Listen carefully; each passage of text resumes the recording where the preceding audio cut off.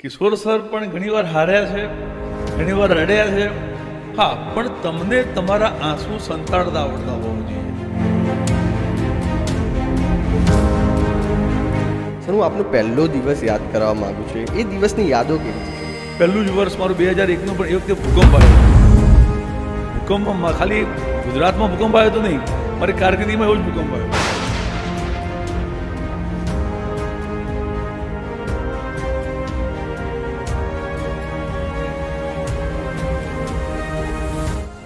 Sir, કિશોર sir ઉપર એક પુસ્તક લખાય અથવા તો એક મૂવી બને તો પુસ્તકનું પ્રથમ પેજ અથવા તો મૂવીનો ફર્સ્ટ સીન શું હોય? સંઘર્ષ. જૂના જમાનાની વાત કરીએ કે સૂટી વાગે સમસમ, વિદ્યા આવે જમજમ, પણ અબ જમાના બદલ ગયા. આજના ખરેખર વાલીઓએ આ ઓવર પેરેન્ટિંગ અને એકદમ રૂડ પેરેન્ટિંગ વચ્ચે સંતુલન કરવાની જરૂર છે. પણ હું જ્યારે ક્લાસમાં ભણાવતો ને ત્યારે એવું કહેતો કે જે વિદ્યાર્થીઓના ટકા ઓછા આવે છે ને, રેન્કરો, એમની મિત્રતા રાખજો. એ પોતે ફેક્ટરી બનાવશે અને બધે સમય આવે એવોય આવે કે તમારે સારામાં સારા ટકાવાળીવાળી તમારી પ્રોફાઇલ લઈ અને એના ત્યાં જોબ માટે જવું પડે. સર, આપ જેવા વિભૂતિની રાજકારણમાં પણ જરૂર છે. બને કદાચ એવો એક સમય એવો આવે કે જ્યાં એવી ઠેસ આવે કે જ્યાં તમને એવું લાગે કે ભાઈ હવે તમારે જાહેર જીવનમાં આવો તો જ. એક જીવન મંત્ર કેવો હોય, આપનો જીવન મંત્ર કેવો હોય તો શું હોઈ શકે? धूप में बाप और चूल्हे पे धुएं में माँ जलती है, तब जाके एक होनहार औलाद पलती है.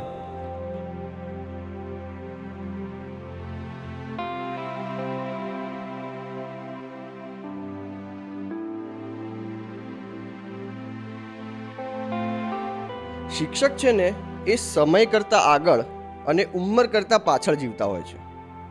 કારણ એનું એવું છે, કારણ કે બાળકોના ભવિષ્યની ચિંતા એમને હોય છે. ભવિષ્ય ઘડવાનું હોય છે એટલે ભવિષ્યમાં જીવવું પડે છે, પરંતુ બાળકોની સાથે જીવવાનું હોય છે એટલે ઉંમર કરતાં નાનું થઈને જીવવું પડે છે. આજે એવું જ એક વ્યક્તિત્વ જે ખૂબ જ પ્રખ્યાત છે એમના હસમુખા સ્વભાવને કારણે, અને જે બાળકોને શિક્ષા કરે છે એના માટે પણ, કારણ કે એમની શિક્ષામાં પણ સ્ટાઇલ છે. એવું જ એક વ્યક્તિત્વ એટલે કે કિશોર સર. થેન્ક યુ સ્મિતભાઈ. સર, તમારા નામથી કદાચ ગાંધીનગરનું દરેક બાળક, મારી ઉંમરથી લઈને અત્યારે જે નાના નાના બાળક છે, દરેક બાળક વાકેફ હશે. હા, કારણ કે 25 વર્ષથી હું ગાંધીનગરમાં શિક્ષણ સાથે સંકળાયેલો છું અને છેલ્લા 25 વર્ષમાં લગભગ 25,000 જેટલા વિદ્યાર્થીઓ કિશોર સર અને કિશોર ઇન્સ્ટિટ્યૂટ સાથે સંકળાયેલા છે. અને એમાંથી લગભગ 2,000થી વધુ ડૉક્ટર્સ, ગાંધીનગરના જેટલા યંગ ડૉક્ટર્સ છે, લગભગ બધા જ કિશોર ઇન્સ્ટિટ્યૂટમાંથી તૈયાર થયેલા છે. અમને ગૌરવ છે વાતનું કે 8-10 હજાર એન્જિનિયર્સ પણ, અને આઈઆઈટી એન્જિનિયર્સ કે વિશ્વની સારી કંપનીઓમાં અત્યારે ખૂબ સારા સેટલ છે, અને એ બધા પણ કિશોર ઇન્સ્ટિટ્યૂટ સાથે સંકળાઈ, એમાં ભણી તૈયાર થઈ અને અત્યારે ગુજરાતનું અને આપણા દેશનું ગૌરવ વધારી રહ્યા છે, જે ગ્લોબલ કંપનીઓમાં છે. પણ શિક્ષણમાં સાચી મજા એ છે કે શિક્ષકની સાચી મૂડી કે સાચી આવક પણ એ છે કે જ્યારે એ બાળકને ભણાવતો હોય ને ત્યારે એનું વર્તમાન નહીં, એનું ભવિષ્ય જોતો હોય છે. દરેક શિક્ષક આ જ વસ્તુ વિચારે કે આજથી 10 વર્ષ પછી જ્યારે મારો બાળક એક ડૉક્ટર હોય, પોતાની હોસ્પિટલમાં એક કેબિનમાં બેઠો હોય, કે એક એન્જિનિયર હોય અને પોતાની એક કોઈ સારી આઈટી કંપનીમાં કે વર્લ્ડ વાઇડ કંપનીમાં કે કોઈ સારા બિઝનેસમાં પોતાની ઓફિસમાં બેઠો હોય, અને શિક્ષકે એને જઈને મળવું હોય ને, અને આમ ખાલી દરવાજો ખોલી એમ પૂછવું હોય કે ભાઈ મે આઈ કમ ઇન સર. બસ શિક્ષકનું સપનું આ હોય છે કે ભવિષ્યમાં પોતાના વિદ્યાર્થી મળવા માટે એને પૂછવું પડે કે મે આઈ કમ ઇન સર. આ સ્વપ્ન સાથે દરેક શિક્ષકો જીવતા હોય છે અને પોતાની આખી ઉંમર વિદ્યાર્થીઓ પાછળ ખર્ચતા હોય છે. સર, તમારા ઇન્સ્ટિટ્યૂટનું એક વાક્ય છે કે સપના લઈને આવો, સફળતા લઈને જાઓ. પણ કિશોર સરનું સપનું શું હતું? બાળપણ કેવું હતું? વડગામનું એ જીવન કેવું હતું? હા, હું બનાસકાંઠાથી છું અને બનાસકાંઠામાં ત્યાં કેવું પાણી બહુ ઊંડું, એટલે થોડુંક આર્થિક પછાત વિસ્તાર કહેવાય. જોકે મારા બાપુજી પોતે માહિતી ખાતામાં હતા અને બહુ જ ઈમાનદારીથી એમને નોકરી કરી અને સાથે સેવાકીય પ્રવૃત્તિઓ સાથે જોડાયેલા રહેતા. એટલે અમારો પણ બધાનો નિત્યક્રમ એવો કે ભાઈ સ્કૂલથી શાળાએથી આવી, ઘરે આવીને પછી આજુબાજુ જે ઝૂંપડાઓ હોય, ગવર્મેન્ટ કોલોનીમાં અમે રહેતા, એટલે આજુબાજુ જે ઝૂંપડાઓ હોય ત્યાંથી બધા જે ગરીબ અથવા તો જે મજૂર વર્ગ હોય એ બધાને થાળી અને વેલણ લઈને બધાને ભેગા કરવા જવાનું કે ભાઈ ચલો ભાઈ ભણવા માટે, ચલો ભાઈ ભણવા માટે. એટલે અમે પ્રૌઢ શિક્ષણના ક્લાસ ઘરે ચલાવતા.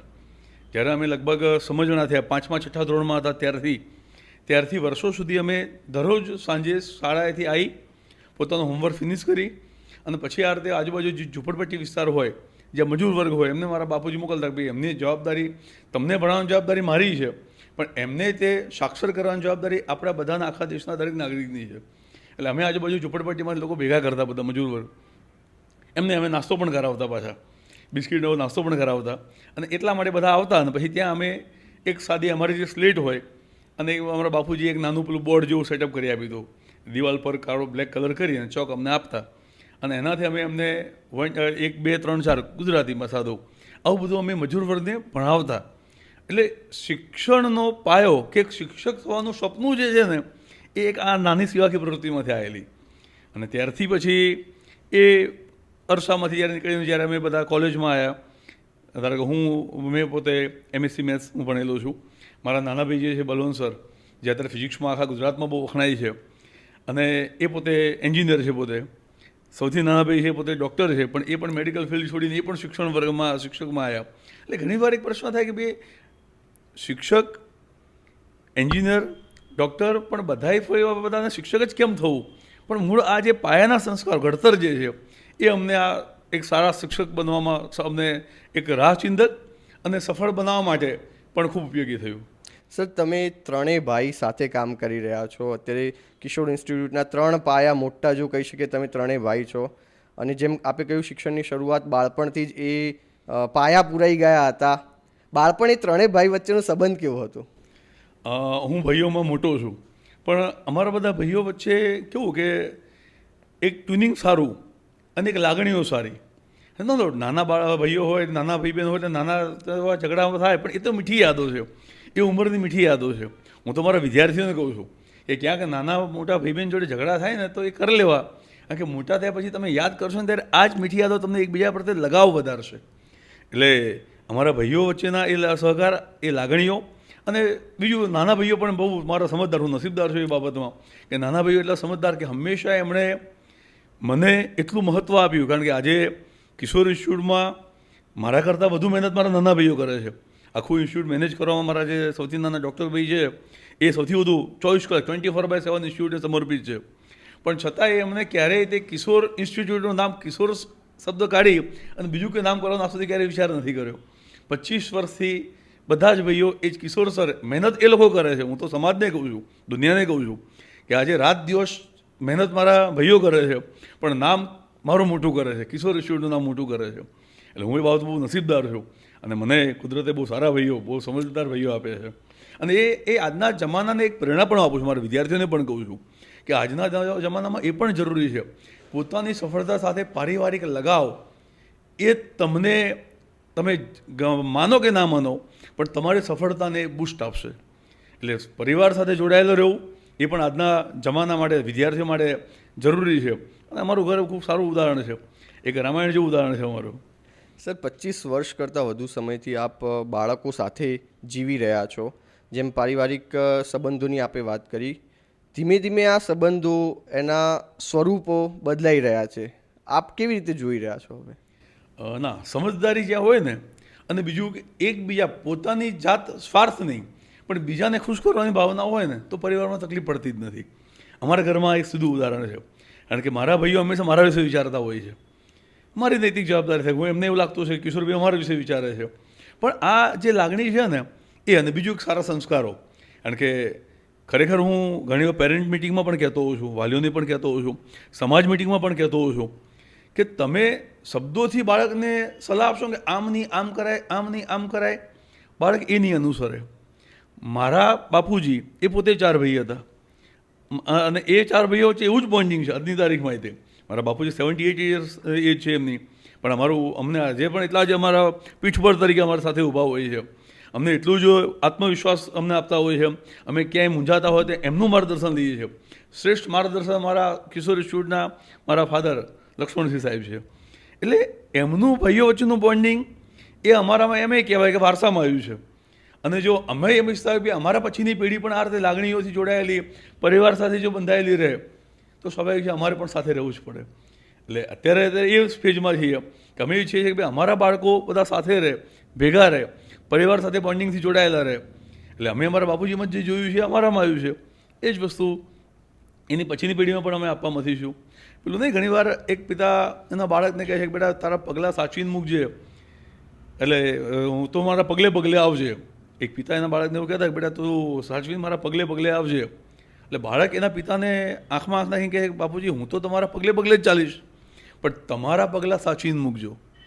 એટલે આ વર્તમાન સમયમાં આ જરૂરી છે કે તમારું આચરણ એ જ બાળકોનું માર્ગદર્શન કે જીવન મૂલ્યો બની રહેશે.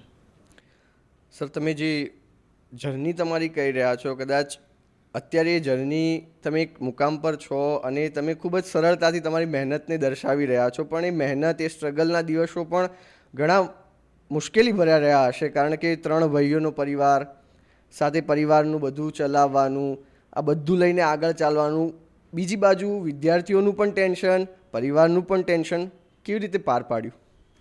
હું તમારી વાતની સાથે જોડાયેલી એક હળવી વાતથી જ શરૂઆત કરીશ કે એકવાર એક માતા, એક બેનને કોઈ બીમારીને કારણે માથામાંથી બધા વાળ ખરી પડ્યા, ખાલી માથામાં 2-3 વાળ રહ્યા હશે.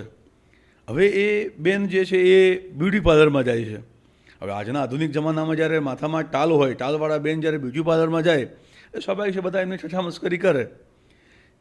જ્યારે એ આધુનિક બ્યુટી પાર્લરમાં જ્યારે એ બેનનો વારો આવે છે એટલે એ બેન પછી એમની ખુરશીમાં બેસે છે, ત્યારે પેલા જે હેર કટિંગવાળા જે બેન છે ને એ એમને આમ થોડો કટાક્ષ સ્મિત સાથે એ બેનને પૂછે છે કે કારણ કે એ બેનને તો માથામાં ટાલ હોય, ખાલી 2-3 વાળ હોય છે. એટલે પેલા હેર કટિંગવાળા બેન એમને પૂછે છે કે ભાઈ હું શું કરું, તમારા વાળ કાપું કે ગણું, હું તમારા વાળ કાપું કે ગણું? ત્યારે એ ટાલવાળા બેન ખૂબ સારો જવાબ આપે છે કે તું રંગી દે ખાલી. હું જ્યારે ફિલ્ડમાં આવ્યો ત્યારથી હું શિક્ષણમાં અને બધા જ શિક્ષકોને આ વસ્તુ કહેતો આવ્યો છું અને દરેક પેરેન્ટ્સને પણ આ વસ્તુ કહું છું કે તમારે તમારા બાળકની નથી ટકાવારી ગણવાની કે નથી એને કાપવાની, એની પાંખો કાપવાની, એના સપનાઓની પાંખો કાપવાની. ખરેખર દરેક શાળા, દરેક શિક્ષક કે દરેક માતા પિતાનું કામ પહેલું આ જ છે કે બાળકની કારકિર્દીને ખાલી રંગો ભરવાના છે, એમાં એને રંગી દેવાની છે. એટલે મારું આ ફિલ્ડમાં આવવું, આટલા વર્ષો સુધી ચાલવું, એનું એક કારણ આ છે કે મારા જહનમાં હંમેશા આ વિચાર રહ્યો છે કે બાળકની કારકિર્દીના એ 2 વર્ષ, 3 વર્ષ, 5 વર્ષ જ્યારે એ મારી સાથે જોડે છે, કિશોર સર સાથે જોડાય છે, તો મારે એના જીવનમાં એની સફળતામાં ખાલી રંગો પૂરવાના છે. નથી એને ક્યાંય ટૂંકવાનો, નથી એને રોકવાનો, નથી એને બાંધવાનો, નથી એને એની કારકિર્દીને ખોટી દિશામાં લઈ જવાની, માત્ર એને સપોર્ટ કરવાનો છે અને એની કારકિર્દીમાં ખાલી રંગો ભરવાના છે. અને દરેક શિક્ષકની પહેલી જવાબદારી આ જ છે. સર, હું આપનો પહેલો દિવસ યાદ કરવા માગું છું જ્યારે તમે એક નિર્ણય લીધો હશે કે કિશોર ક્લાસ શરૂ કરવા છે, કદાચ થોડાક વિદ્યાર્થીઓ સાથે શરૂઆત કરી હશે, એ દિવસની યાદો કેવી છે સર? ખૂબ મીઠી. અને ઘણીવાર એમ પણ થાય કે કુદરત તમને ક્યાંક ક્યાંક સપોર્ટ કરે છે, હંમેશા સ્ટેજ બાય સ્ટેજ તમારો સપોર્ટ મળે છે. કદાચ કેટલાક ડિસિઝન એવા પણ હોય જે તમે આપણે આમ રઘવાય થઈ જઈએ. હું ગાંધીનગરમાં 2000ની સાલમાં આવ્યો અને 2001માં મારું પહેલું કારકિર્દીની શરૂઆત. આમ જો કે એ પહેલાં હું જે કોલેજ કરતો હતો નોર્થમાં, ત્યાં પણ હું કોલેજ ટાઈમ સિવાય સાથે મારા ખિસ્સા ખર્ચે કાઢવા માંડે, કારણ કે બાપુજી મેં કીધું એ પ્રમાણે બહુ ઈમાનદારીથી મેં નોકરી કરી. એટલે ઘરમાં હંમેશા મહિનાના અંતમાં આર્થિક સકડામણ આવે. એટલે એક સિમ્પલ નિયમ કે ભાઈ તમે કોલેજમાં આવો એટલે તમારા પોતાના ખર્ચા જાતે કાઢવાના, અને નૈતિક જવાબદારી અમારી બનતી હતી. એટલે અમે એ વખતે કોલેજ કાળમાં પણ કોલેજ સિવાયના જે ટાઈમ હોય એમાં વિદ્યાર્થીઓ, કોઈ સારા ઘરના વિદ્યાર્થીઓ ભણવા માગતા હોય અને હું પર્સનલ ટ્યુશન કરતો, 2-3 વિદ્યાર્થીઓને પર્સનલ ટ્યુશન કરતો. એટલે પછી જ્યારે કોલેજ પૂરી થઈ અને જ્યારે એમ લાગ્યું હવે ભાઈ આપણે આ જ મને ગમે છે, મને ભણાવવું ગમે છે, તો બેટર છે. અને બીજું કેવું હતું કે એક સ્વભાવમાં એવું હતું કે ભાઈ નોકરી મારાથી નહીં થાય, હું કરીશ તો મારું પોતાનું કરીશ, પણ નોકરી અને સાહેબગીરી કે જી હજુરી એ મારા સ્વભાવમાં નહોતી આવતી. મારા બાપુજીએ ઘણીવાર ટ્રાય કર્યું કે ભાઈ આપણે યુપીએસસી જીપીએસસી ટ્રાય કરીએ કે બીજા, કારણ કે હું બાયકાસ્ટ દરબાર છું એટલે આમ શું નોર્મલ એવું હોય કે આપણે તો આ પોલીસ હોય કાં પછી સરપંચથી માંડીને તમે રાજકારણમાં જતા રહો, એવી માહોલ હોય. પણ મારા મગજમાં એવું હતું ક્લિયર કે ભાઈ મારે નોકરી નહીં, પણ મારે મારું પોતાનું એસ્ટાબ્લિશ ઊભું કરવું છે. અને એ વખતે મને પહેલેથી ભણાવવું ગમતું હતું એટલે પછી અને જ્યારે ગાંધીનગરમાં આવ્યો ત્યારે ગાંધીનગર એ ગુજરાતનું પાટનગર અને બહુ શિક્ષિત લોકોનો વર્ગ, બહુ સમજદાર લોકોનો વર્ગ. એટલે અહીંયા અને શિક્ષણનું મહત્વ પણ વધારે, કારણ કે બધા જ આખા ગુજરાતમાંથી જે ભણેલા લોકો જેને કહેવાય ને ફળદ્રુપ લોકો, એ બધા અહીંયા આવ્યા હોય, ગાંધીનગરમાં આવ્યા હોય, સચિવાલય આખું. એટલે હવે એ એમના બાળકોને ભણાવવા માટે પણ એટલા જ ઉત્સાહી અને એટલા અવેરો હોય. એટલે પછી એમના બાળકોને જ્યારે મેં ભણાવવાની શરૂઆત કરી, શરૂઆતમાં મેં 2-4 વિદ્યાર્થીઓ શરૂઆત કરી, અને એ વખતે પહેલું જ વર્ષ મારું 2001નું, પણ એ વખતે ભૂકંપ આવ્યો હતો. એ ભૂકંપવાળું વર્ષ મારી શરૂઆતમાં જ. એટલે ભૂકંપમાં ખાલી ગુજરાતમાં ભૂકંપ આવ્યો તો નહીં, મારી કારકિર્દીમાં એવો જ ભૂકંપ આવ્યો. કે પહેલાં જ વર્ષે જ્યારે ભૂકંપ આવ્યો, એટલે જે તૈયારી કરી હોય, વિદ્યાર્થીઓ તૈયાર કર્યા હોય, એ બધાને પેલા ભૂકંપના કારણે એક્ઝામ મોડી ગઈ. એટલે વિદ્યાર્થીઓ વાલીઓ બધા નાસીપાસ થઈ ગયા કે ભાઈ હવે બોર્ડ એક્ઝામ તો હજી લેટ છે, મહિનો લેટ ગઈ. પણ ત્યારે મેં વિદ્યાર્થીઓને સમજાવ્યું કે આપણને કુદરતે 1 મહિનો તક વધારે આપી છે. કારણ કે શરૂઆતના સમયમાં સ્વાભાવિક છે કે શરૂઆત કરતા ફિલ્ડમાં એટલે થોડાક નબળા વિદ્યાર્થીઓ, મતલબ થોડાક મહેનત ઓછી કરનારા વિદ્યાર્થીઓ પણ મળે, પણ એમને મને મથાવાની તક વધારે મળી, 1 મહિનો વધારે મળી. અને એ વિદ્યાર્થીઓના પરિણામે એમની આશાઓ કરતાં 10-15% વધારો થયો એ ભૂકંપના કારણે. અને એને મને પછી એક શરૂઆત આપી કે ભાઈ વાલીઓએ બિરદાવી કે ભાઈ કિશોર સરે એમની પાછળ, વિદ્યાર્થીઓ પાછળ રજાઓ કે 1 મહિનો વધારે છે છોડ્યા નથી, 1 મહિનો વધારે મહેનત કરી છે. અને એ જે પરિણામ જે મળ્યું વિદ્યાર્થીઓ પાછળ, એ સફળતાએ મને પછી ગાંધીનગરમાં એક ઓળખ આપી કે ભાઈ કિશોર સર જોડે ભણો છો તો એ રાત દિવસ તમારી પાસે મથે છે, વિદ્યાર્થીઓને મોટિવેટ પણ કરે છે. કારણ કે શિક્ષકની જવાબદારી બાળકને ખાલી ભણાવવાની નથી, એને દત્તક લઈ લેવા જેવી હોય છે. દરેક શિક્ષકની જવાબદારી એવી જ હોય છે કે ભાઈ એ ક્યાંક મેન્ટલ, કારણ કે આજની જનરેશનમાં કેવું હોય છે, અત્યારે હવે નવી જનરેશનમાં એવું પણ હોય, ઘણા બાળકો પેલા ડિપ્રેશનમાં આવી જતા હોય છે, સ્ટ્રેસમાં આવી જતા હોય છે. પણ એનું કારણ ખરેખર એવું હોય છે કે એને સમજનારો વર્ગ કદાચ એને નથી મળતો, હું એવું માનું છું. કારણ કે વિદ્યાર્થી જીવનમાં વિદ્યાર્થી 3 વ્યક્તિઓથી ઘેરાયેલો હોય, 3 સરાઉન્ડિંગ ઘેરાયેલો હોય. એક પોતાનું ઘર, માતા પિતા, પરિવાર, બીજું જ્યાં ભણવા જાય છે શાળા અથવા તો ટ્યુશન જાય છે શિક્ષકો, અને ત્રીજું મિત્રો. આમાંથી કોઈ એક પણ પાર્ટ એવો હોય ને મને સહાયક બની જાય ને તો બાળકને સ્ટ્રેસ આવે જ નહીં. એટલે મેં શરૂઆતથી વિદ્યાર્થીઓના હંમેશા ખાલી શિક્ષક નહીં, એનો મિત્ર બનવાનો પ્રયત્ન કર્યો, અને મને એમાં સફળતા પણ મળી. હું સ્ટ્રીક પણ થતો પાછો, કારણ કે મારી ગાંધીનગરમાં શરૂઆતના વર્ષમાં બહુ સ્ટ્રીક હતી કે ભાઈ કિશોર સર એમના ત્યાં જાઓ તો હોમવર્ક કરવું જ પડશે, એ તો રાત્રે બેસાડશે એમની જોડે, જો કામ પૂરું નહીં ઘરે આવવા જ નહીં દે. અને એ જમાનો પણ એવો હતો કે એ વખતે કેવું હતું, પેલા આપણે જૂના જમાનાની વાત કરીએ કે સૂટી વાગે સમસમ, વિદ્યા આવે જમજમ. પણ અબ જમાના બદલ ગયા, હવે એ વસ્તુ નથી ચાલતી. હવે શિક્ષકે વિદ્યાર્થીને સાથે મિત્ર બની અને એને એ વિશ્વાસ આપવો પડે કે બેટા હું તારા સારા માટે જ મથી રહ્યો છું. અને હવે વાલી વર્ગ પણ એવો છે કે જે અત્યારે વિદ્યાર્થીઓને ફેસિલિટી સાથે એ પણ છે કે મારા બાળકને કંઈ તકલીફ ના પડે.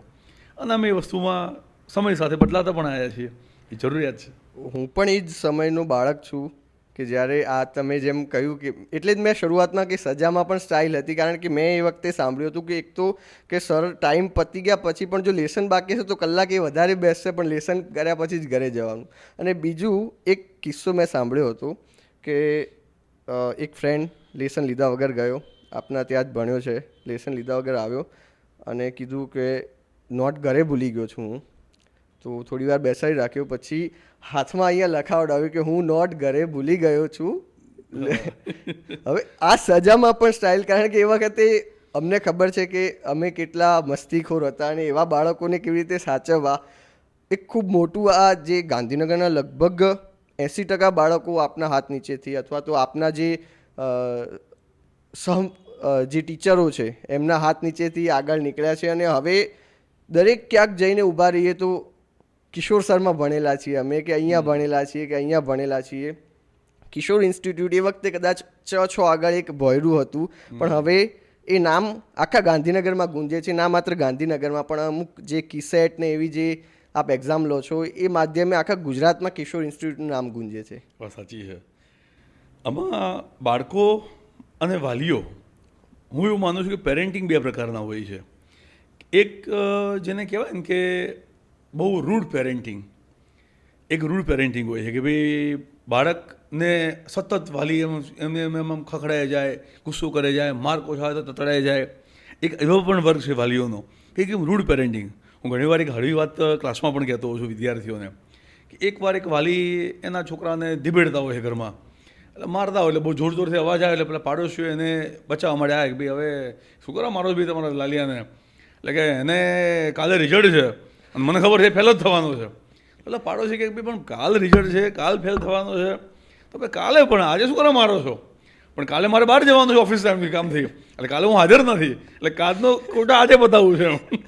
એટલે આવું એક રૂડ પેરેન્ટિંગ હોય છે કે જે સતત બાળકોને થોડા પ્રેશરમાં લાવે. એમને એવું એનો આશય ખરાબ નથી હોતો, સ્ટાઇલ ખોટી હોય છે. જે તે સમયે વાલીઓ કદાચ એવા જે સમયે હતા ત્યારે એ પોઝિટિવ રહેતું હતું, કારણ કે એ વખતના બાળકો પણ એવા હતા જે સમજતા હતા. હવેની જે પેઢી જે છે, સોશિયલ મીડિયા સાથે મોટી થતી પેઢી જે છે, મોબાઈલ સાથે મોટી થતી જે પેઢી જે છે, એ બધામાં એક નવું પાછું વર્ગ જોવા મળે છે જેને ઓવર પેરેન્ટિંગ કહીએ આપણે, કે જે વાલીઓ વધારે પડતા વિદ્યાર્થીઓ બાળકોને લાડ કરે છે, બાળકોનો એક આટલી તકલીફ પણ ના પડે એવું સાચવવા મથે છે, અને સતત એને સગવડો આપે જાય વધારે પડતી સગવડો જેને કહેવાય. કે તમે હોમવર્ક આપો તો પણ એમ કે ભાઈ મારા બાળકને હોમવર્ક નહીં આપવાનું, એને રમવાનો ટાઈમ નથી મળતો, અથવા તમે એને કલાક વધારે બેસાડો તેમ કે ભાઈ એને થાકી જાય મારો બાળક. એટલે હું એવું કહેવા માગું છું કે આજના ખરેખર વાલીઓએ આ ઓવર પેરેન્ટિંગ અને એકદમ રૂડ પેરેન્ટિંગ વચ્ચે સંતુલન કરવાની જરૂર છે. તો જ તમારું બાળક ખીલશે અને તો જ તમારું બાળક જે છે એ પોતાના સપનાઓ સાથે આગળ આવશે. આ સપનાઓની વાત સાથે બીજું પણ કહું કે ઘણીવાર કેવું થતું હોય છે કે દરેક બાળકને પોતાના સપના હોય છે, પણ કેવું હોય કે બાળકને પેલા માતા પિતા નાનપણથી એટલું બધું પેમ્પર કરે, એટલી બધી સગવડો આપે અને સામે પછી સપનાઓ આપે પાછા કે તારે બેટા એન્જિનિયર થવાનું છે, તારે ડૉક્ટર થવાનું છે, તારે આપણે યુપીએસસી જ કરવાનું છે. હવે બાળક જ્યારે પપ્પાના કે મમ્મીના માટે એકને એક શબ્દો બોલે ત્યારે પછી કેવું થાય, ઘણીવાર બાળકને કંઈક બનવું હોય છે, એક સારો કલાકાર બનવું હોય છે, એક સારા લેખક બનવું હોય છે, પણ એ પેલા પપ્પાની આંખોના 2 સપના, મમ્મીને આંખોના 2 એટલે 4 આંખોના સપનાઓમાં જ પોતાની 2 આંખોના સપનાઓ તો દબાવતો જ છે, એ જોતો જ નથી, વિચારતો જ નથી. અને ક્યારેક ઘણીવાર બાળકો, કારણ કે હું વિદ્યાર્થીઓ સાથે સંકળાયેલો છું અને મને ઘણીવાર વિદ્યાર્થીઓ આવીને કહેતા હોય છે, આપણે પૂછીએ ને જ્યારે એમ દિલથી, કારણ કે હું મારા વિદ્યાર્થી જોડે હવે જે નવી જનરેશન જ્યારે કામ કરું છું ને ત્યારે બહુ મિત્ર તરીકે રહેતો હોઉં છું, ત્યારે ઘણીવાર બાળક મને કહે સાહેબ એક વસ્તુ કહું, મને મારા પપ્પા મમ્મીએ ક્યારેય એવું તો પૂછ્યું જ નહીં કે તારે શું બનવું છે. બધા મને એ જ કહે કે તું તો બેટા એન્જિનિયર બનવાનું લાયક છે, તું તો IITને લાયક છે, તું તો UPS કલેક્ટર થવાનું લાયક છે, તારે તો ડૉક્ટર જ થવાનું છે, પણ ક્યારે મને તો પૂછ્યું જ નહીં કે તારે શું બનવું છે. એટલે હું આજના દરેક માતા પિતા જે છે એમને એ પણ કહેવા માગું છું તમારા પોડકાસ્ટના માધ્યમથી સ્મિતભાઈ, કે દરેક વાલીએ બાળકને એકવાર ખૂબ લાડથી એકવાર એટલું તો પૂછવું જોઈએ, બેટા તારામાં ક્ષમતાઓ બધું જ બનવાની છે, પણ તારે શું બનવું છે. અને હંમેશા એ જે સપનાઓ જોતો હોય એમાં સહાયક બનવું એ પણ માતા પિતાની સીધી ફરજ છે.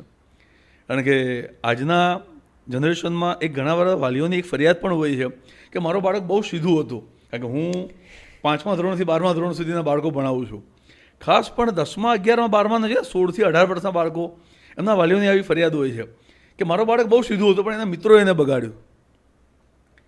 હું એવું માનું છું કે દરેક બાળક મિત્ર પહેલાં ઘરમાં જ શોધે છે, એને પણ એક સારો મિત્ર ઘરમાં શોધતો જ હોય કે ભાઈ મારા પપ્પા મમ્મી મારા મિત્ર તરીકે જો બિહેવ કરે, પણ જ્યારે એ બાળકને ઘરમાં મિત્ર નથી મળતા ને ત્યારે ઘરની 4 દિવાલની બહાર મિત્રો શોધે છે, અને બહાર તો પછી જે મિત્રો મળે સ્વીકારી લેતો હોય છે. એટલે હું દરેક માતા પિતાને એ પણ કહેવા માગું છું કે બાળકના સારા મિત્ર બનો, એની સાથે ઓવર પેરેન્ટિંગ ના થઈ જાય એ પણ બેલેન્સ કરો, અને બહુ રૂડ પેરેન્ટિંગ ના થાય એ પણ બેલેન્સ કરવું જરૂરી છે. તમે એવું ના કહો કે બાળકને ઘણા બાળકો એમ કે તું કશું કરી જ ના શકે, તું તો કશું કરી એમ નથી, તું અમારા માથે પડેલો છે. ઘણા બાળકો કે મારા પપ્પા આમ કે તો માથે પડેલો છે, એવું પણ ના કરશો. અને એવું પણ નહીં કે માતા પિતા એટલા બધા લાડ કરે કે બાળક પોતે સંઘર્ષ જ ભૂલી જાય, એને લડતા જ ના આવડે, એવું પણ ના હોવું જોઈએ. આ 2 વસ્તુ બેલેન્સ થવી જોઈએ. સર, આપણે બાળકના સપના વિશે વાત કરી, શોખ વિશે વાત કરી, આપના શું શોખ છે? આમ તો હું એક પ્યોર હૃદયથી શિક્ષક છું, ખાલી કર્મથી શિક્ષક છું નથી, હું હૃદયથી શિક્ષક છું. એટલે મને બાળકોને ભણાવવામાં એક નશો આવે છે.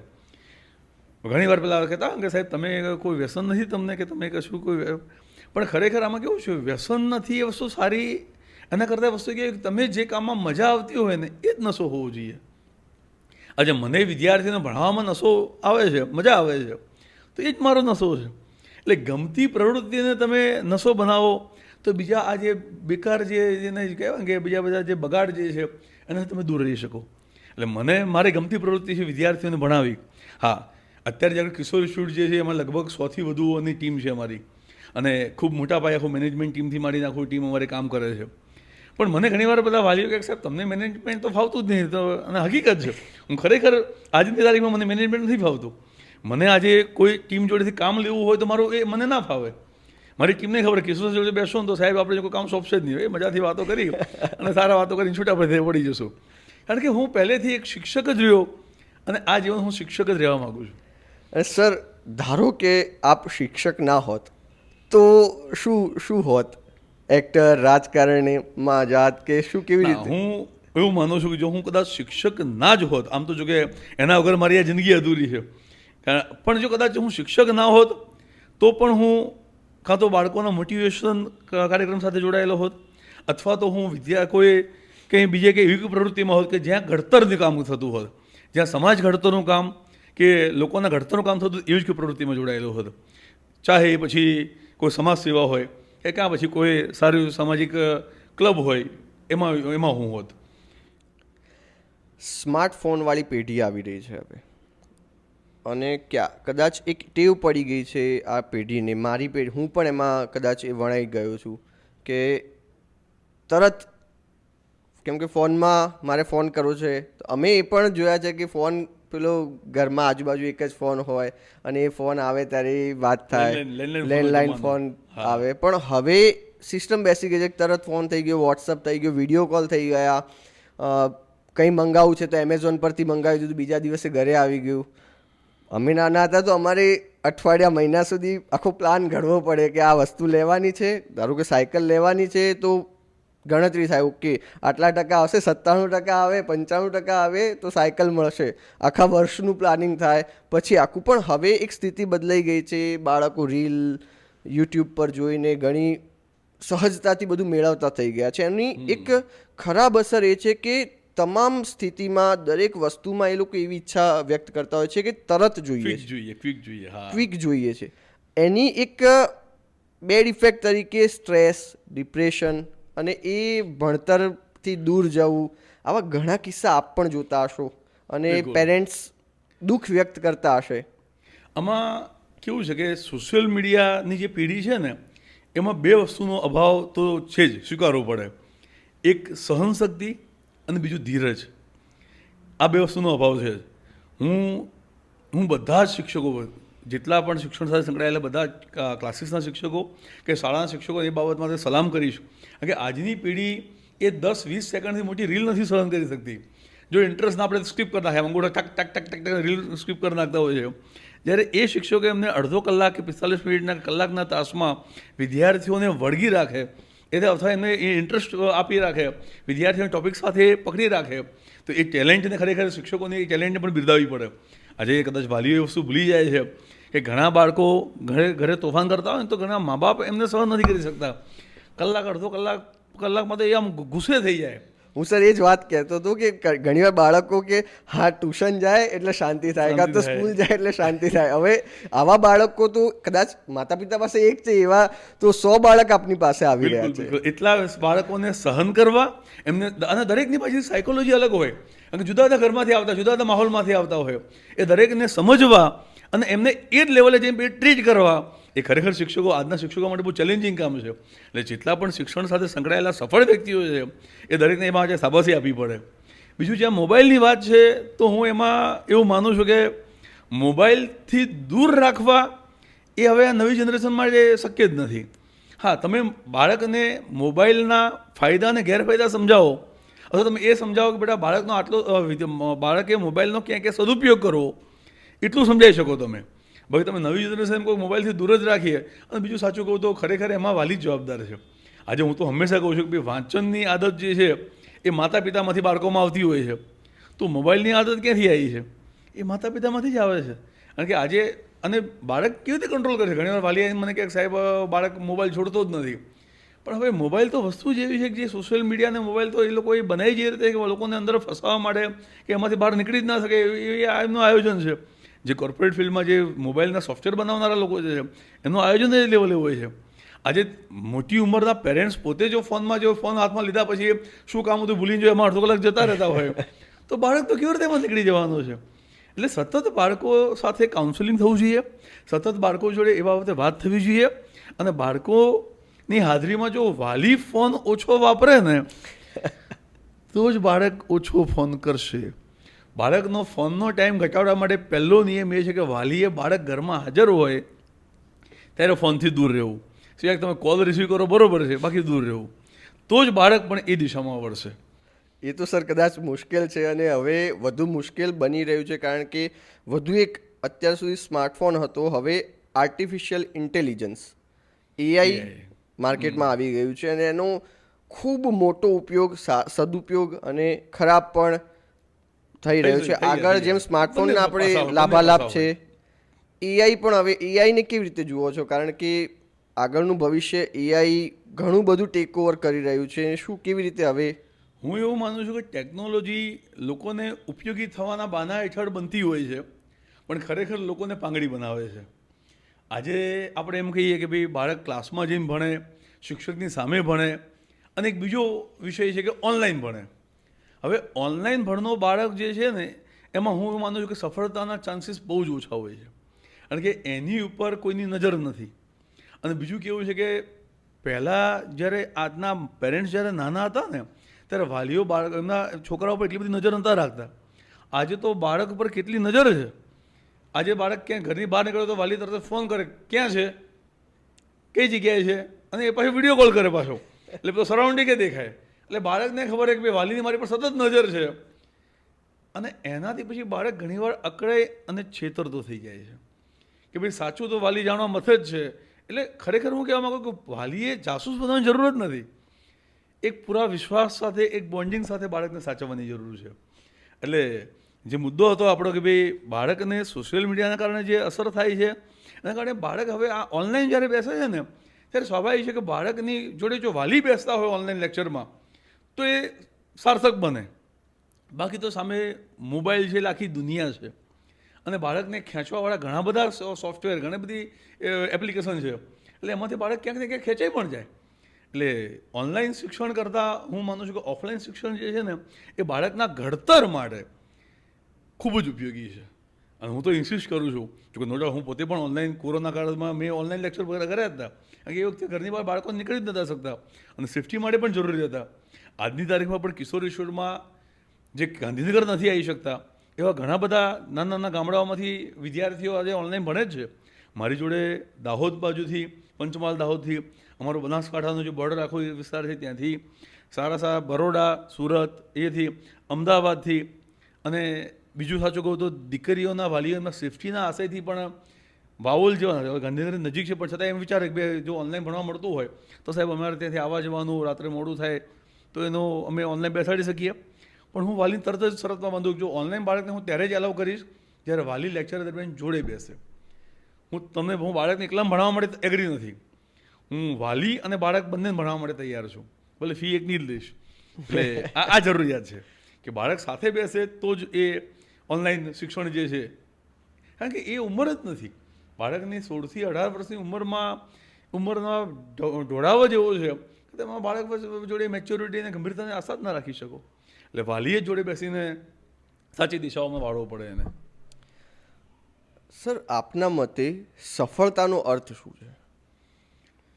મારા મતે સફળતાનો સાચો અર્થ એ છે કે તમને તમારા કાર્ય માટે સંતોષ થાય. હું એવું માનું છું, કારણ કે નહીતર તો કેવું છે કે આજે જ્યારે 90% એક બાળક છે અને એના ધારો કે 4 મિત્રો જે છે એને ધારો કે 90થી ઓછા ટકા છે, 80, 82, 83, 84 છે, તો એ પોતાની જાતે સફળ માનશે. પણ જ્યારે એ 90%ના બાળકના 4 મિત્રો જે છે એ 4 ને 92, 93, 94, 95% છે, તો એ લમણા હાથ દઈને દુઃખીથી બેઠો હશે. આ વાસ્તવિકતા છે. એટલે વાસ્તવમાં બાળક કે દરેકને, અને સાચું કહું તો આજની જનરેશનમાં એક વસ્તુ છે કે બાળકને સફળતાનો સંતોષ એમના મા બાપની આંખોમાં શોધતું હોય છે કે મારા પરિણામથી મારા મા બાપને સંતોષ છે તો એ ખુશ. પણ જો વાલી જો મોઢું વકાસીને બેઠા હોય અથવા તો બાળકને ધારો કે 90% આવ્યા હોય અને પાડોશમાંથી કોઈ પૂછવા આવે વાલી એમ કહે કે મારા બાળકને 92% આવ્યા છે, ભલે 2% વધારીને વાલી કહે, ત્યારે એ બાળક પોતાની જાતે ગુનેગાર માની લે છે. કે મારા વાલીને 92 જોતા હતા, મારે 90 આવ્યા છે. એટલે એ ભૂલ આજના વાલીથી ના થવી જોઈએ. જે પરિણામ છે એ સ્વીકારો, બાળક પર વિશ્વાસ રાખો કે એ સફળ થશે જ, અને એને પીડ થવાવો. કારણ કે હું દરેક વાલીને કહું છું કે ભાઈ, બાળકની સફળતામાં તમારી તાલી હોય તો એની નિષ્ફળતામાં પણ દરેક મા બાપનો ટેકો તો હોવો જ જોઈએ. 100%. આ વર્તમાન સમયની જરૂરિયાત છે. સર, શું નાપાસ થવું કે થોડા ટકા ઓછા આવવા એ નિષ્ફળતા છે? ના, હું બાળકની સફળતા નિષ્ફળતા ટકાવારી અને આંકડાઓથી નથી જોતો. નો ડાઉટ કિશોર ઇન્સ્ટિટ્યૂટ કદાચ પરિણામ માટે જ ઓળખાય છે. હરીફાઈમાં લોકો એમ જ કહે કે ભાઈ સૌથી વધુ A1 ગ્રેડ ગુજરાત ટોપર છે ને, કે સૌથી વધુ A1 ગ્રેડ જે છે એ કિશોર ઇન્સ્ટિટ્યૂટમાંથી હોય છે. કારણ કે કદાચ ગાંધીનગરના નહીં પણ ગુજરાતનો આ રેકોર્ડ છે. માર્ચ 2023માં કિશોર ઇન્સ્ટિટ્યૂટમાંથી 58 A1 ગ્રેડ હતા બોર્ડની એક્ઝામમાં.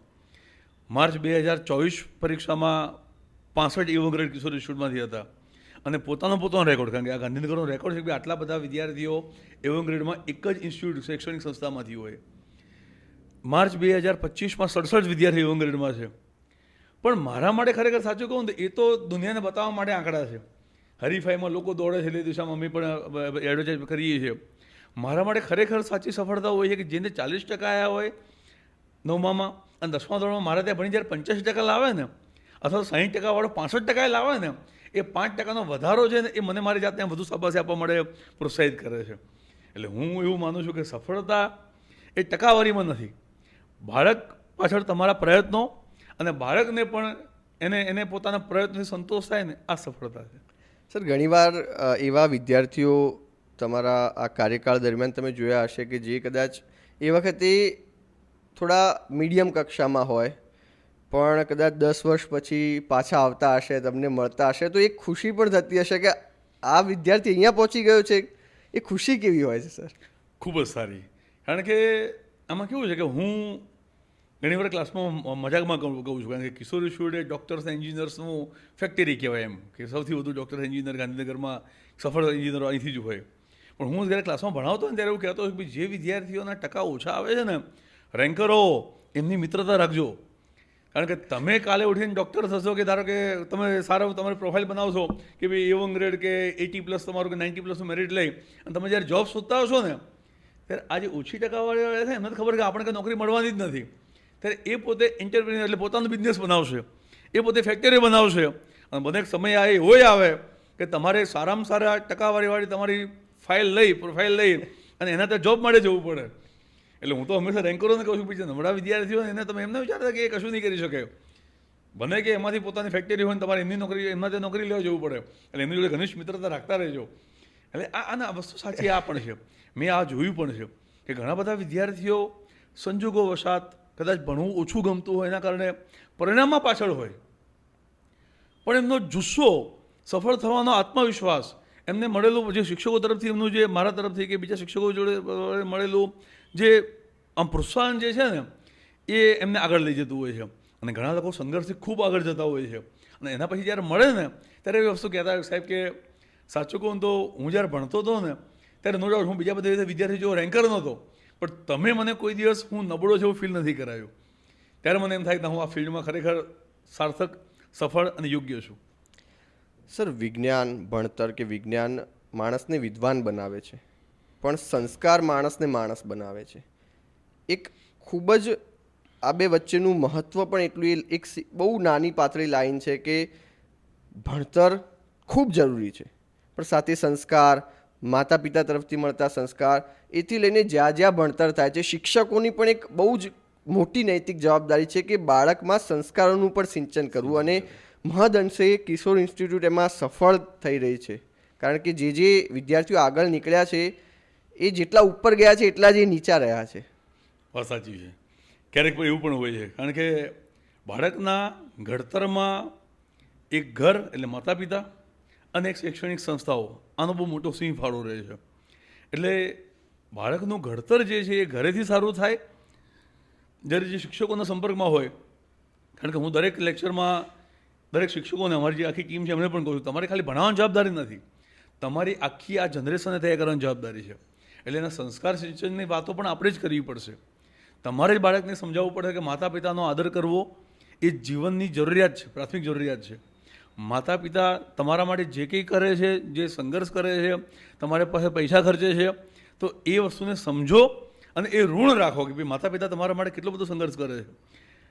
બીજું કે ઘણીવાર આજની પેઢીમાં કેવું હોય છે કે માતા પિતા સંઘર્ષ કરતા જ હોય છે, ખૂબ મહેનત કરે છે, બાળકને સંઘર્ષ બતાવતા પણ નથી. એટલે ક્યારેક બાળકો એ નથી જોતા. ઘણીવાર બાળકોને એમ હોય કે ભાઈ પૈસા ક્યાંથી આવે છે, પપ્પાના પર્સમાંથી. પણ એ પપ્પાના પર્સમાં ક્યાંથી આવે છે એ આગળનો રસ્તો તો બાળકને ખબર જ નથી. એટલે હું તો ઘણીવાર માતા પિતાને પણ કહું કે તમે તમારો સંઘર્ષ બાળક આગળ નિખાલસ કહો કે ભાઈ તમે તમારા બાળકને ભણાવવા માટે જે આટલા મોંઘી ફીઓ ખર્ચો છો એ પૈસા માટે તમે કેટલો તમારો લોહી રેડો છો, કેટલું મહેનત કરો છો. અને ક્યારેક જો અશક્ય હોય તો બાળકને તમારા કામ મજૂરી માટે સાથે પણ લઈ જાઓ, એને પણ બતાવો કે બેટા તારા ભણતર માટે તારા મા બાપ આટલો સંઘર્ષ કરે છે. તો કંઈ કહેવાની જરૂર જ ના પડે પછી. અને બાળકોએ પણ એ સમજવું પડે. કારણ કે હું એવું માનું છું કે એક સફળ વ્યક્તિ એ ચાહે બિઝનેસમેન હોય, ડૉક્ટર હોય, એન્જિનિયર હોય, અધિકારી હોય, તો સાહિત્યવાળા બધા માણસો કહેતા કે એક સફળ પુરુષની પાછળ એક સફળ સ્ત્રીનો હાથ હોય છે. હું જાહેર મંચમાં હંમેશા કહું છું કે એક સફળ વ્યક્તિની પાછળ એના માતા પિતાની આખી જવાની હોય છે. અને દરેક બાળકે આ વસ્તુ હંમેશા યાદ રાખવી પડે. એક શાયરીના શબ્દોમાં કહું તો धूप में बाप और चूल्हे में धुएं में माँ जलती है, धूप में बाप और चूल्हे पे धुएं में माँ जलती है, तब जाके एक होनहार औलाद पलती है, तब जाके एक सक्सेसफुल औलाद पलती है. क्या बात है सर. કેમ કે ઘણીવાર એ સંઘર્ષ માતા પિતા નથી બતાવતા, હાથમાં છાલા પડી ગયા હોય, પગમાં ફોલ્લા પડી ગયા હોય, પણ બાળકને કંઈ ઓછું ના આવે એના માટે પોતાના તમામ શોખ હોય બધું નેવે મૂકીને પણ બાળક પાછળ મહેનત કરતા હોય છે. અને અમુક વાર પછી બાળક એવી પરિસ્થિતિમાં માતા પિતાને મૂકી દે ત્યારે એ જોઈને ખૂબ દુઃખ થતું હોય છે. પણ આપ જેવા જ્યાં સુધી શિક્ષકો આ સમાજમાં છે ત્યાં સુધી કદાચ કોઈ માતા પિતાને નીચું નહીં જોવું પડે. Thank you. અને ખાલી મારી નહીં, હું દરેક શિક્ષકોને પણ આ વસ્તુ આહ્વાન કરું છું કે તમે હંમેશા બાળકને એ તો વસ્તુ સમજાવો જ કે તારા પાછળ તારા મા બાપનો સંઘર્ષ છે અને તારી જવાબદારી છે કે એમનો સંઘર્ષ એળે ના જાય. એવું જરૂર નથી કે તું એમના સપનાઓ પાછળ માટે જીવ, તું તારા સપનાઓ માટે જીવ, પણ એમનો સંઘર્ષ એળે ના જાય, એમની મથામણ એળે ના જાય, એ તો દરેક બાળકે સમજવું જ જોઈએ. સર, આપની આ જર્નીમાં આપના પણ કોઈ રોલ મોડલ રહ્યા હશે, કોઈને જોઈને આપને પણ ઉત્સાહ થતો હશે, ઉમંગ મળતો હશે, એવા કોણ? આમ તો મારા આદર્શ મારા પિતાજી છે પોતે. કારણ કે મેં હંમેશા આર્થિક સંકળામણ ખૂબ હતી ઘરમાં, પણ એમનું ખિસ્સું કોઈ દિવસ અમારા માટે ખાલી ના જોયું. એ ગમે ત્યાંથી ઉછીના પાછીને લાવતા હશે પણ ક્યારેય ખાલી ના જોયું. એટલે એ અને હંમેશા હસતા મોઢે અમારા પાછળ જ્યાં પણ જરૂર પડે, એ આર્થિક જરૂરિયાત હોય, એ આમ માનસિક જરૂરિયાત હોય અમારી, કે ક્યાંક સામાજિક જરૂરિયાત હોય, મારા બાપુજી અને મારા મમ્મી પણ, મારા મમ્મી પોતે અભણ એટલે આમ ભણેલા નથી, પણ અમને સારા શિક્ષક બનાવવામાં એમનો પણ ખૂબ મોટો ફાળો છે.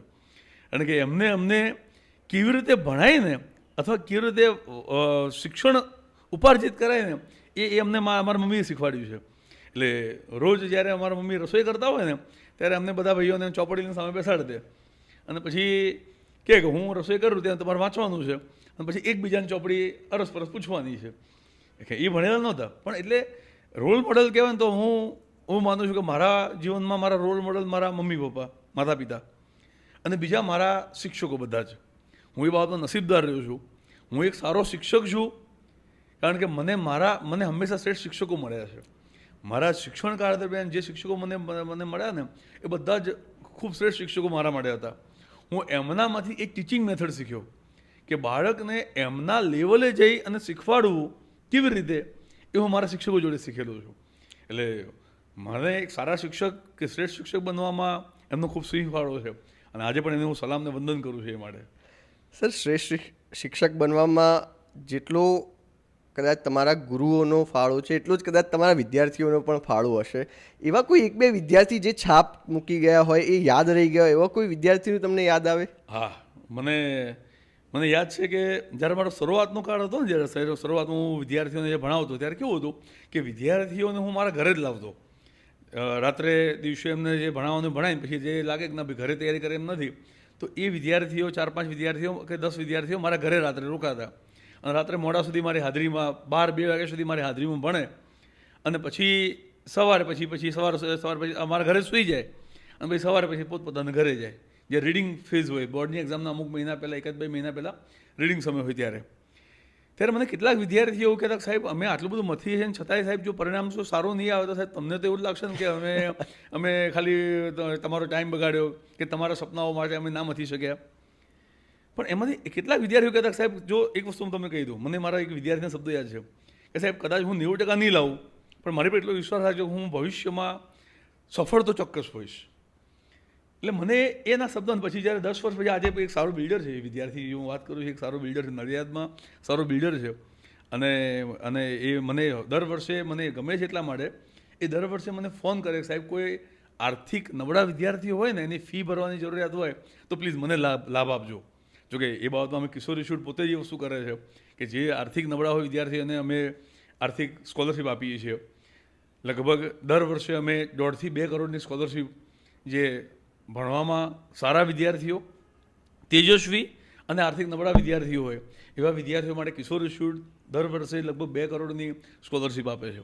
પણ આજે મારા જૂના ભણેલા વિદ્યાર્થીઓ કે જે તે સમયે ભણવા કરતાં એટલા બધા હોશિયાર નહોતા, ટકાવારીમાં હોશિયાર નહોતા, હોશિયાર હતા પણ ટકાવારીમાં નહોતા, પણ આજે ખૂબ સારા સફળ બિઝનેસમેન છે કે સારા અધિકારી છે.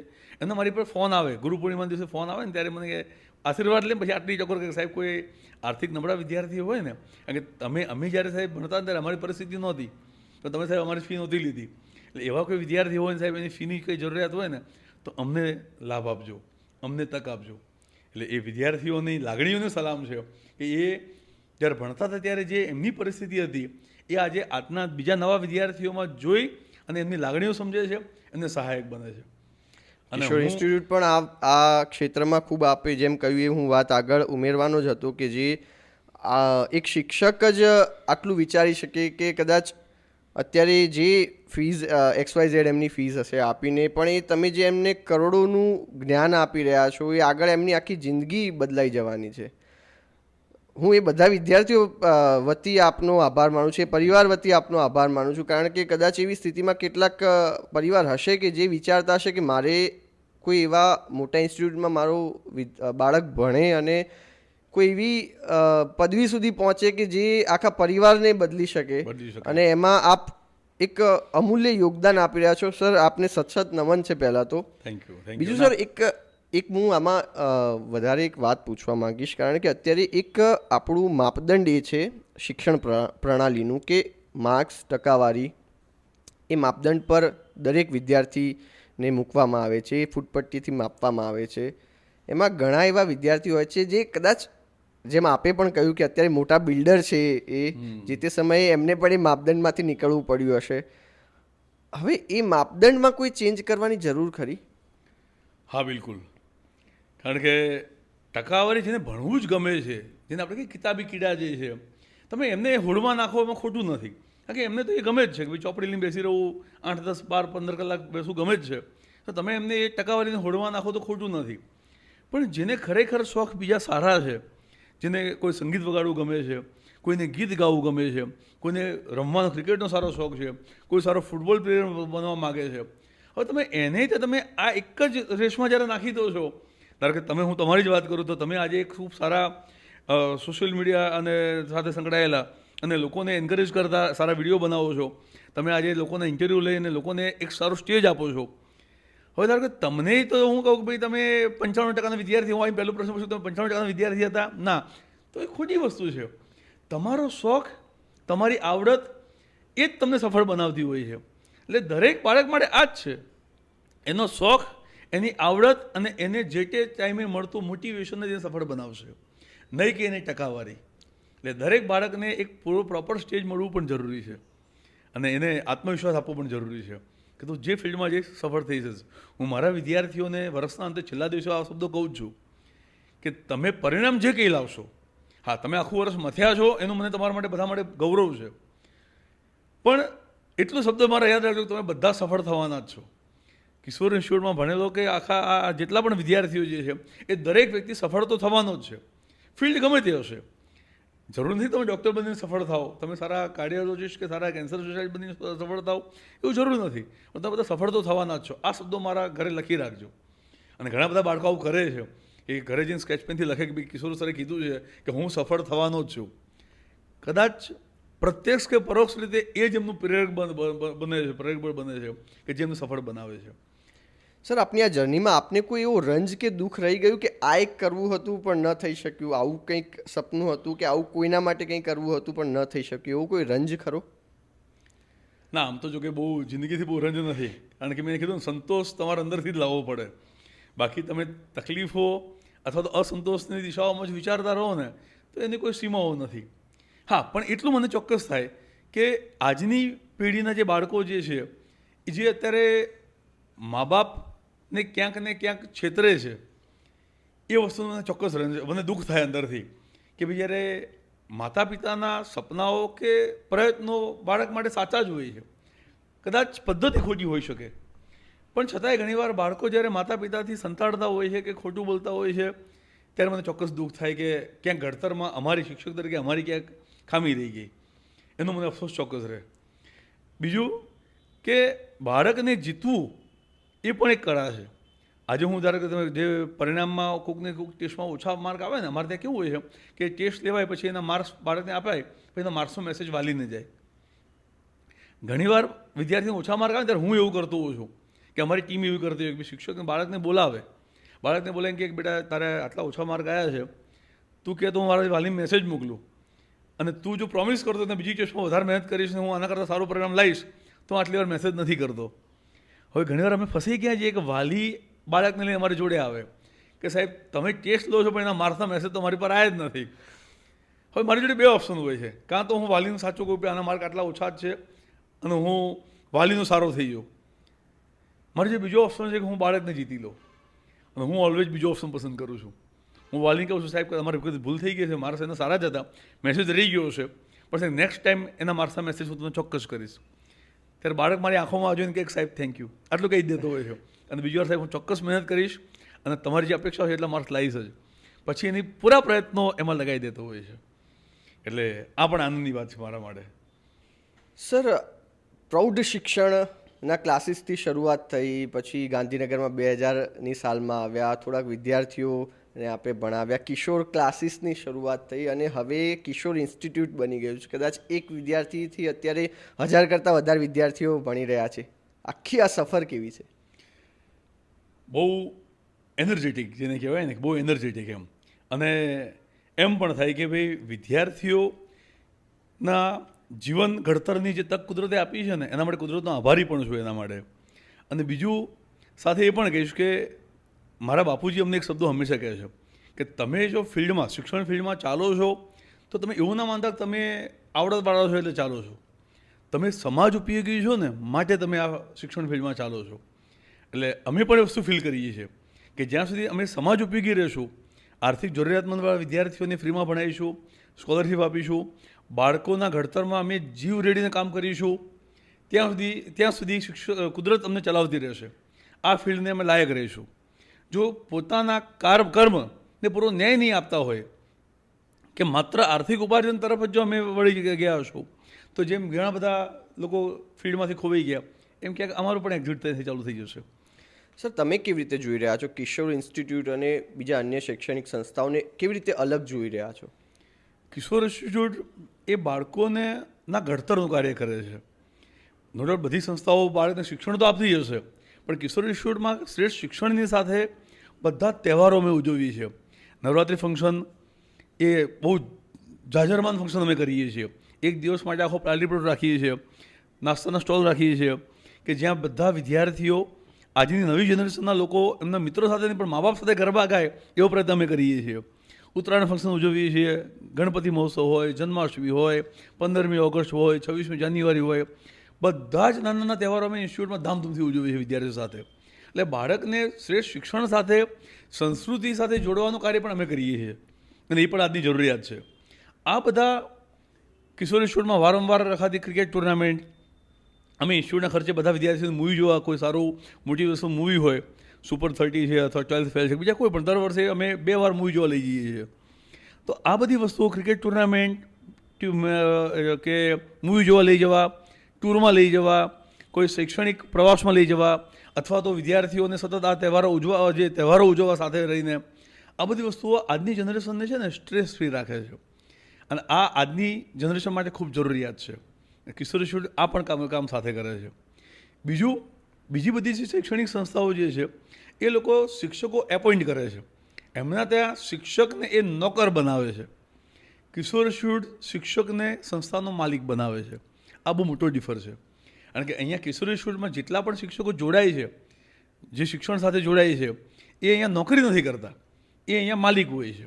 અમે એ ફોર્મ પર કામ કરીએ છીએ. દરેક શિક્ષક, આજે અમારા સૌથી વધુ અમારી ટીમ છે, પરિવાર છે કિશોર ઇન્સ્ટિટ્યૂટ પરિવારનો, એ દરેક કિશોર ઇન્સ્ટિટ્યૂટના પાર્ટનર છે. એ દરેક કિશોર ઇન્સ્ટિટ્યૂટના માલિક છે પોતે. એટલે શિક્ષક ક્યાંક નોકરી કરવા જાય, નોકર તરીકે કામ કરે, એ એના લાયકાત કરતાં બહુ નાનું સ્ટેજ થઈ જાય, નીચું સ્ટેજ થઈ જાય, એની ગરિમા માટે યોગ્ય નથી. એટલે કિશોર ઇન્સ્ટિટ્યૂટ કોઈ દિવસ શિક્ષક એપોઇન્ટ નથી કરતું. કિશોર ઇન્સ્ટિટ્યૂટ એમને એઝ અ પાર્ટનર હાયર કરે, સાથે રાખે છે, અને વર્ષો સુધી અમે સાથે કામ કરીએ છીએ. આ જવાબદારી બહુ મોટો ફરક પડે છે. એ શિક્ષક પોતાનો પછી જીવ રેડી ઘડિયાળ જોયા વગર કામ કરશે. જ્યારે એ સંસ્થા પોતાની છે તો પછી એ ઘડિયાળ જોયા વગર કામ કરશે. જ્યારે બીજે ક્યાંક એ પગારદાર નોકર તરીકે, ભલે હું તો ગમે એટલો પગાર મળતો હોય, પણ એ ઘડિયાળના કાંઠે કામ કરશે. ભાઈ મારે સેલરી આટલી, કલાક આટલા, ટાઈમ પૂરો, કામ પૂરું, આવું થશે. બાળક ઘડતર માટે આવા શિક્ષકો નુકસાન કરતા છે. જ્યારે બાળક ઘડતર માટે તો એ શિક્ષકો હોવા જોઈએ, જે કિશોર ઇન્સ્ટિટ્યૂટમાં અત્યારે મારી ટીમ છે, શ્રેષ્ઠ શિક્ષકો, કે જે ઘડિયાળ જોયા વગર એ રાત્રે 12 વાગે વિદ્યાર્થી શીખવું હોય તો હાજર હોય, રાત્રે 2 વાગે શીખવું હોય તો વોટ્સઅપ પર હાજર હોય. ઇવન અમારા ત્યાં શિક્ષકો એવું પણ કરે છે કે રાત્રે ધારો કે વિદ્યાર્થીને શીખવું હોય તો એ ત્યાં ક્લાસ પર વાલી મૂકી જાય, ઇન્સ્ટિટ્યૂટ એને ભણાવે, અને છેલ્લે પછી જો વાલી લેવા આવી શકે એમ ના હોય તો શિક્ષક પોતાની ગાડીમાં વિદ્યાર્થીઓને ઘરે ઉતારવા જાય. એટલે આ ક્યારે બને? જ્યારે એને ખબર હોય કે હું સંસ્થાનો માલિક છું, હું એનો પાર્ટનર છું, મારી આ સંસ્થાની પૂરેપૂરી જવાબદારી અને બાળક ઘડતરની જવાબદારી મારી છે. આ બહુ મોટો ફરક છે કિશોર ઇન્સ્ટિટ્યૂટના સિદ્ધાંતો, કાર્યપદ્ધતિ અને બીજા જે ક્લાસીસ ચાલે છે, શૈક્ષણિક સંસ્થાઓ ચાલે છે એમાં. કદાચ શિક્ષકની પરિભાષા એવી જ હોવી જોઈએ કે દરેક બાળકને પોતાના બાળકની જેમ સાચવે. જેમ આપણે કહ્યું કે છેલ્લે ઘરે મૂકવા જાય છે, એ કદાચ એ જવાબદારી ખાલી ભણતર પૂરતીને નહીં, પરંતુ એના સંપૂર્ણ જીવનની જવાબદારી આપી લીધી હોય, એ રીતે આપ વર્તી રહ્યા છો. સર, આપની જે અનુભવ છે, આપનો આટલા વર્ષોનો અનુભવ, એક જીવન મંત્ર કેવો હોય, આપનો જીવન મંત્ર કેવો હોય તો શું હોઈ શકે? એક તો પોતાની જાતને બેહદ પ્રેમ કરવો, અને પોતાની ગમતી પ્રવૃત્તિ જે છે એમાં જ આ જીવન રચ્યા-પચ્યા રહેવું, એ પૃથ્વી પરનું સ્વર્ગ જ છે, આવું હું માનું છું. અને દરેક વિદ્યાર્થીને પણ હું હંમેશા એ વસ્તુ કહેવા માગીશ કે તમે તમારી જાતને બેહદ પ્રેમ કરો, પોતાની જાત પર વિશ્વાસ રાખો, અને પોતાની ગમતી પ્રવૃત્તિ જે છે એમાં ખૂપી જાઓ. કારણ કે ભણતર ઘણીવાર નથી કહેતા સાહેબ અને ભણવું ગમતું નથી. કારણ કે એનું કારણ છે જ્યાં સુધી શિક્ષકોનું ખરેખર કામ એ જ છે. આજના દરેક શિક્ષકનું કામ શું છે કે બાળકને ભણાવવું નહીં, પહેલાં ભણતર ગમતું કરવાનું કામ છે. આજે ધારો કે હું બાળકોને ઘણીવાર કહું તમને એક ઈંટ પકડાવવામાં આવે, એક ડમ્બેલ્સ આપવામાં આવે, અને તમે કે 2 હાથમાં તમારે પકડી રાખવાનું છે, તો તમે એ ડમ્બેલ્સ કે ઈંટ જે છે 5 મિનિટ, 10 મિનિટ, 20 મિનિટ પછી તો આમ હાથ કડવા લાગે, તમને એનો ભાર લાગે. કારણ કે તમને એના માટે કોઈ લગાવ જ નથી, તમે એમ થાય ફેંકી જ દઈએ, હવે તો બસ બહુ થઈ ગયું. જ્યારે તમે તમારા ધડ ઉપર તમારું માથું જે છે 2-5 કિલોનું માથું આખી આ જીવન લઈને ફરો જ છો, આપણે ક્યારેય વિચાર નથી આવતો કે ભાઈ આને સાઈડમાં મૂકીએ, થોડીક ભાર લાગે છે. કારણ કે તમારું છે, એ તમને એના પ્રત્યે લગાવ છે. એટલે હંમેશા તમારા કામ પ્રત્યે તમને લગાવ હોય તો તમને થાક ના લાગે, કંટાળો ના લાગે, ભાર ના લાગે, અને ક્યારેય એ કામનો સ્ટ્રેસ ના આવે.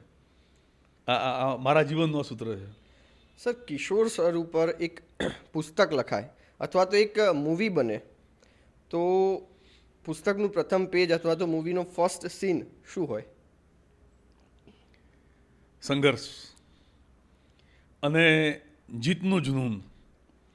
હું એવું માનું છું કે સંઘર્ષ જ માણસને સફળ બનાવે છે. નો ડાઉટ લોકો કહેતા હોય કે ભાઈ પોતાની નિષ્ફળતાની વાતો તમારે લોકો ક્યારે સાંભળે? જ્યારે તમે સફળ હોય ત્યારે. એ સાચું જ છે. આજે તમે સફળ હશો ને તો તમારી નિષ્ફળતાની વાતો લોકો સાંભળશે, પણ એ સફળતા માટેના તમારી જે ઠોકરો કે સંઘર્ષ જે છે ને એ દુનિયાને ખબર નથી. દુનિયા તમારી જીત જોવે છે, તમારી ઊંચાઈ જોવે છે, તમારા પગના છાલા છે કે નીચેના ઉઝરડા જે છે કે જે ઠોકરો જે છે ને એ તો તમે જ જાણતા હો છો.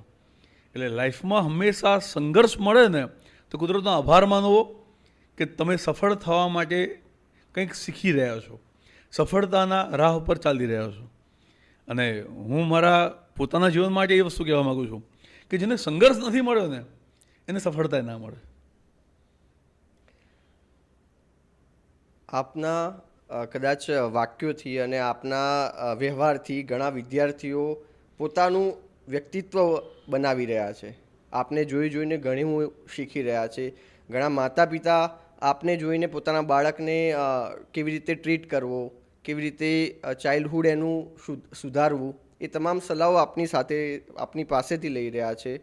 આપને જો એક સલાહ આપવી હોય દરેક વિદ્યાર્થીને કે એ બાળકને કે જે આગળ સફળ થવા માગે છે, પોતાનું ભવિષ્ય ઉજળું કરવા માગે છે અથવા તો શાંતિથી જીવવા માગે છે, શું સલાહ આપશો? આજની પેઢીના દરેક બાળકને હું એટલું ચોક્કસ કહેવા માગીશ કે તમે તમારા મિત્ર તમારા મા બાપને પહેલાં બનાવો.